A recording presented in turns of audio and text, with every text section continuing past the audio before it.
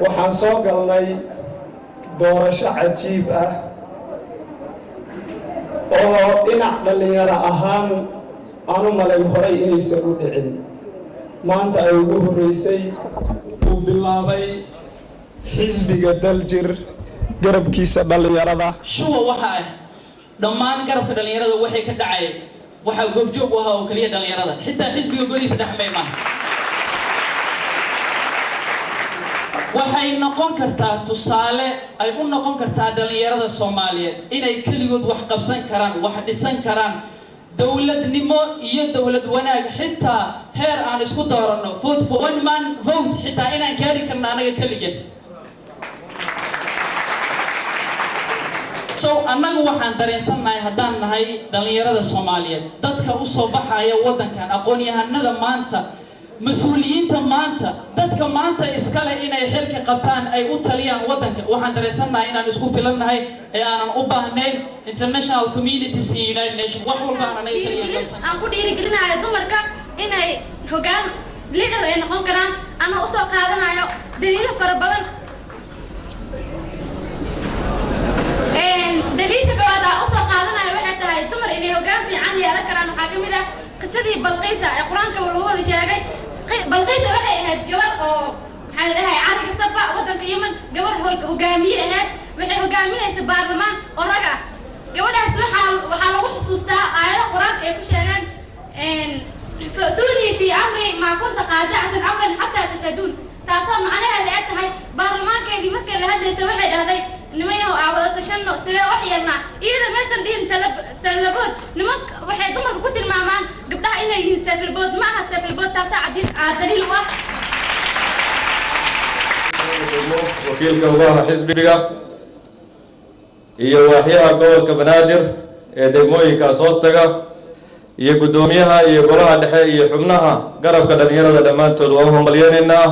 waxay muujiyeen runtii sidii hadda loo hadlayay markii instructionskii iyo wixii iyo ahdaaftii la rabay aan siinay farahan isaga qaadnay sababtoo tahay waa dhalinyaro ka cilmi badan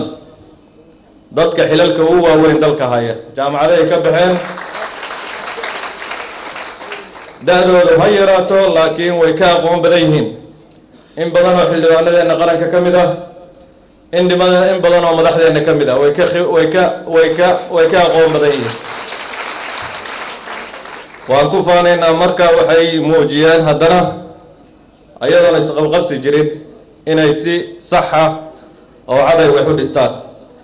wuxuuna xisbigu u jihaysanayaa dhalinyaradana ahdaafta koowaad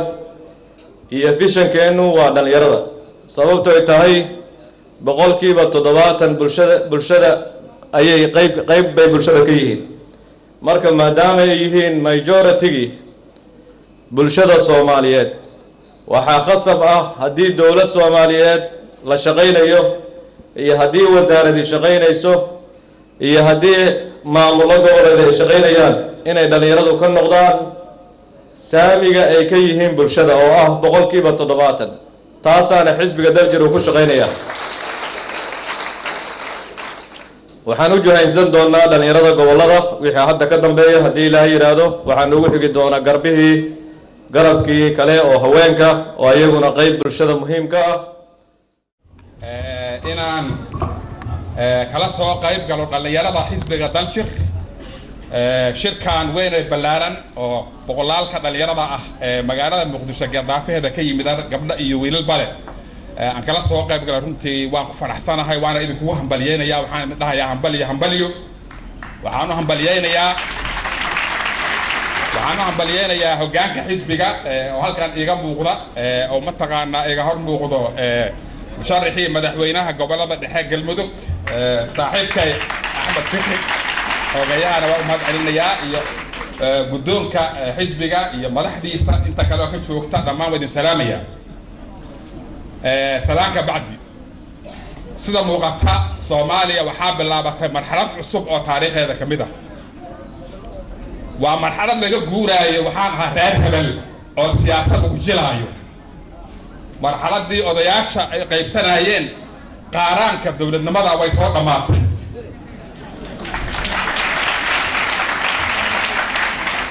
waxaa bilowday marxalad Soomaaliya rabta inay gasho marxaladaas waxaa la yiraahdaa Soomaaliya dowladnimadeedu waa inay noqotaa loo sameeyaa sida dowladaha caalamka loo sameeyo bini aadamka adduunyada joogaan la mid nahay dowladahayna la mid yihiin shacbigeena shucuubta caalamka ay la mid yihiin waxaan rabnaa maanta marka inaan si fiican aan u qeexo in caqliga xumadii Soomaaliyeed oo dowladayni burburisay oo 25 sano dowlad laga noqon waayay marxaladii laga guuraayo way u muuqataayo dhalinyaradan ayaa qaatay mubaadarada ayaa xilka la wareegay waxaan idin leeyahay soo dhawaada ahlan wa sahlan wa marhaban bikum maanta wixii ka dambeeya la qaadan xaqii arooska xisbiga Daljir dhammaanteen waxaan nahay xisbiga Daljir waa xafladii iyo hambalyadii garabka dhalinyarada Daljir dhammaanteen waxaan nahay garabka dhalinyarada Daljir sidoo doctorkii ugu horreeyay sheegay xisbiyadu waa hal waxaan rabnaa codkeennii inuu soo laabto waxaan rabnaa hoggaanka naga buko